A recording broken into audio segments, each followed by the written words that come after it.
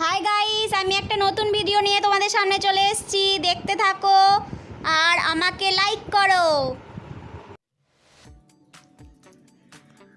Good morning friend, এই সবে চান করে এলাম, দেখতেই পাচ্ছ। শরীরটা খুব খারাপ, তার সঙ্গে মনটাও খুব খারাপ। কাল বাবা মার সঙ্গে সব সম্পর্ক ত্যাগ করে চলে এসেছি। কেনই বা সম্পর্ক রাখবো বলো, যেখানে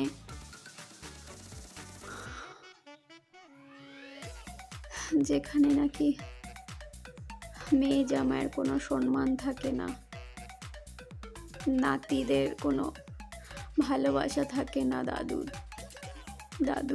দাদু দিদুন নাতিকে ভালোবাসে না, সেখানে গিয়ে কি লাভ বলো?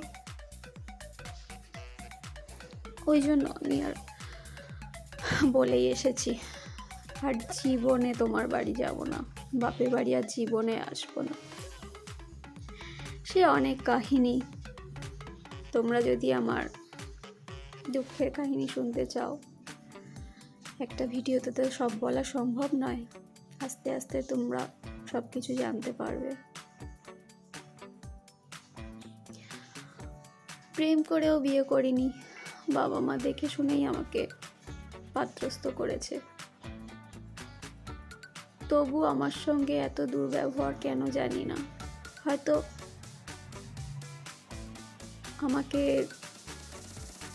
জন্মাবার ইচ্ছা তাদের ছিল না, আমাকে জন্ম দেওয়ার তাদের ইচ্ছেই ছিল না, অনিচ্ছা কারণে আমি হয়তো জন্মে গেছি, এটাই হয়তো কারণ। ছোটবেলায় অত বুঝতে পারিনি, কিন্তু বেশি বুঝতে পারছি বিয়ের পর বেশি বুঝতে পারছি। বিয়ের আগেও বুঝতে পারতাম, কিন্তু অতটা গুরুত্ব দিইনি। না খেয়ে দিয়ে স্কুলে চলে যেতাম, মার কোনো কেয়ার থাকতো না। সারাদিন যে আমি খাইনি, সকাল থেকে খাইনি, স্কুলের টাইম হয়ে গেলে রুটিন গুছিয়ে, ব্যাগ গুছিয়ে, স্নান করে, চুল দুদিকে দুটো চুল বেঁধে, মা কোনো দিন চুলও বেঁধে দেয়নি আমার। প্রথম দিন চুল বেঁধে দেখিয়ে দিয়েছিল, তারপরে আর কোনো দিন চুল বেঁধে দেয়নি।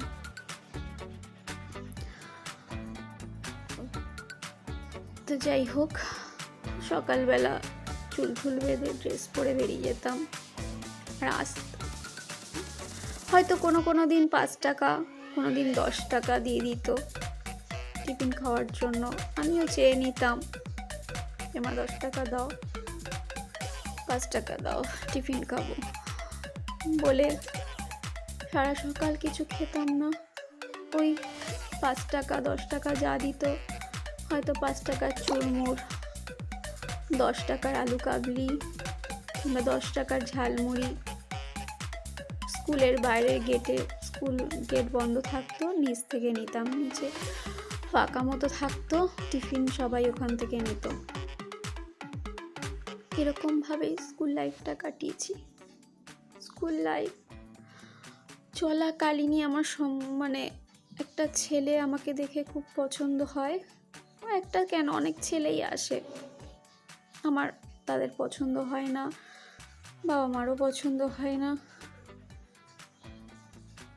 প্রথম যে ছেলেটা পছন্দ হয়েছিল বাবা মার, সেটা আমার অতটা পছন্দ হয়নি বলে রিজেক্ট হয়ে গেছে।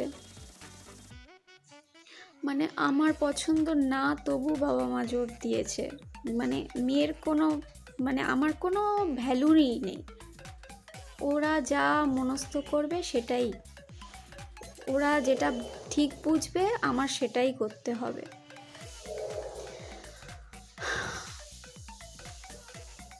তো ওই কথা বলতে গেলেও বুকে কষ্ট হচ্ছে আমার, খুব মানে প্রবলেম হচ্ছে বুকের, খুব বুকে কষ্ট হয়। মানে কোনো কিছু থেকে আঘাত পাই, আমার খুব বুকে কষ্ট হয়। তো প্রথমে যে ছেলেটাকে পছন্দ হয়েছিল, সে ছেলেটা অনেক বড় লোক ফ্যামিলির ছেলেও এসছে, আসাম থেকে এসছে, অনেক দূর দূর থেকেও এসছে, আসাম থেকে এসছে, তারপর আর সব ভুলেও যাচ্ছি, অনেক সম্বন্ধই এসছে। তো কোনোটাই বাবা মা দেখতে যায়নি। আর বাবা মার একটাই দাবি ছিল যে আমি যদি আমার মেয়েকে বিয়েই দিই তাহলে কিচ্ছু মানে দেনা পাওনা তো কিছুই দেব না, আমাদের যা খুশি তাই দেব। আমরা যদি একটা খাট বিছানা দিতে পারি দেব, না হলে দেব না, এমনি বিয়ে দেবো মেয়েকে, এরমই ওদের ইচ্ছা ছিল। তো আমাকে দিয়েছেও, সেরকমভাবেই দিয়েছে, আহামরি কিছুই দেয়নি আমার বিয়েতে। যাই হোক, ওই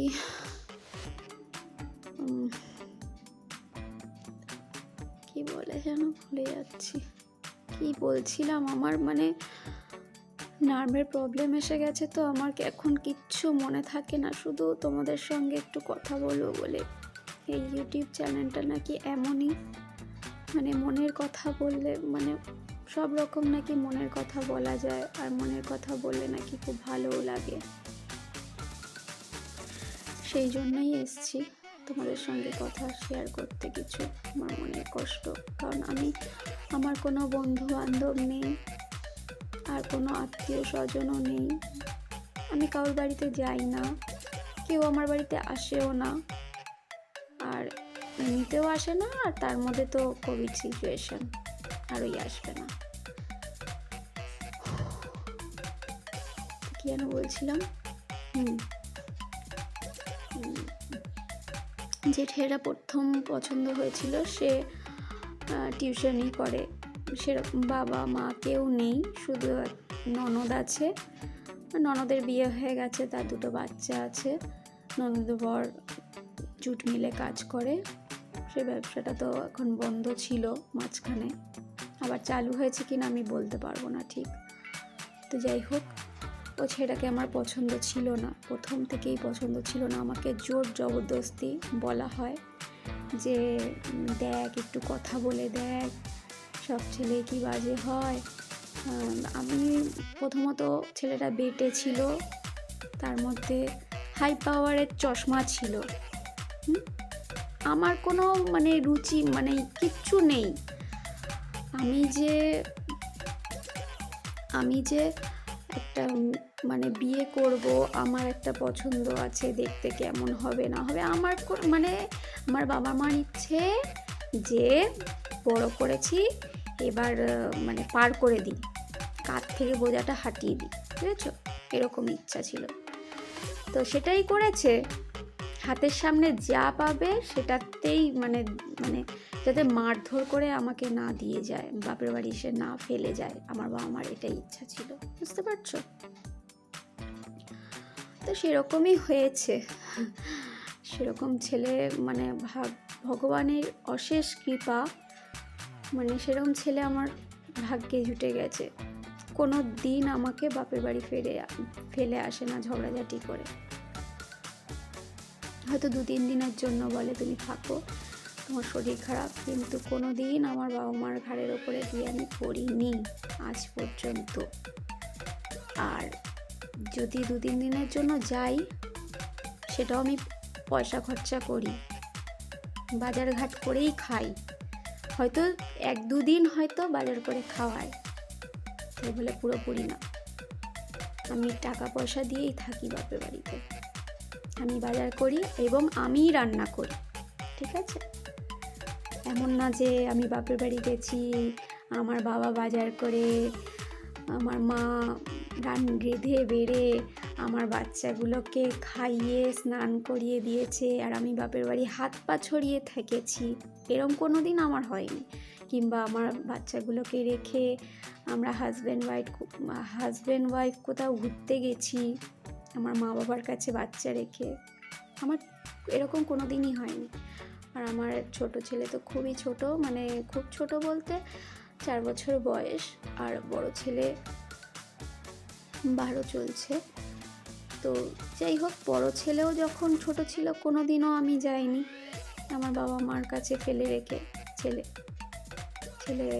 বড় ছেলে কিংবা ছোট ছেলে কোথাও যায়নি, এমনকি এখান থেকে একটুখানি দুপা গেলেই ট্রাম ডিপো যেটা বলে, সেখানেও কোনো দিন আমি যাইনি। আমার বাবা মা এমনই, এদের সম্পর্কে আর কি বলবো, যতই হোক বাবা মা, এর থেকে মানে অনেক খারাপ ভাষা আছে, কিন্তু আমি বলবো না, বলে তাদের ছোট করব না। তো যাই হোক, না খেয়ে দিয়ে স্কুল করে, স্কুল 4টে শেষ হতো, ওই 10 টাকার আলু কাবলি মুড়ি খেয়ে সারাদিন স্কুল 4টের পরে, 4টে যখন শেষ হতো 4টের পরে টিউশনি যেতাম, টিউশনি শেষ হতো 6টা থেকে নাচের ক্লাস হতো 9টা অবধি, 8টা কিংবা 9টা, মানে ঠিক ছিল না, যেদিন একটু নাচে ভুল টুল হতো আবার প্র্যাকটিস করাতো। 9টা স্কুল করে, টিউশনি করে, নাচের ক্লাস করে তারপরে আমি বাড়ি আসতাম। বাড়ি আসার পর ফ্রেশ ট্রেশ হয়ে জামা কাপড় খুলে তারপরে নাইটি ফাইটি পরে, একটু ভাল লাগতো না বলে একটু দোকানে গিয়ে বসতাম। তারপরে খিদে পেত, তখন মাকে যখন বলতাম মা খিদে পেয়েছে, তখন মা 10 টাকা 5 টাকা ধরিয়ে দিত, সেই আবার ভুজিয়ালার দোকান থেকে 5 টাকার ঝাল চানাচুর কিংবা লঙ্কার চপ কিংবা যাই হোক কিছু কিনে খেত। মানে ভাত খেতাম না সারাদিনে, ওই রাত্রিবেলা ভাত খেতাম, তাও কোনো দিন যদি মার সঙ্গে রাগারাগি হতো তাও খেতাম না। মাকে রোজ বলতাম তুমি একটু আনতে যেও না আমাকে, আমার একা একা আসতে ভালো লাগে না, তুমি একটু আমাকে নাচের ক্লাসে কিংবা টিউশনি আনতে যেও না, মানে মা গেলে একটু কিছু খেতে পারবো, আইসক্রিম কিংবা এগ রোল চাউমিন খেতে পারবো, মাকে পয়সা নিয়ে যেতে বলতাম। মা যেত না, কোনো দিন যেত না, মা বলতো আমার শরীর খারাপ আমি যেতে পারবো না, তুই একা একাই বন্ধুদের সঙ্গে চলে আসিস, খুব মানে যেতই না এরকম। তারপরে আস্তে আস্তে আমার ওটা হ্যাবিট হয়ে গেল, না খেয়ে থাকতে থাকতে বিরাট বড় অসুখ হয়ে গেল।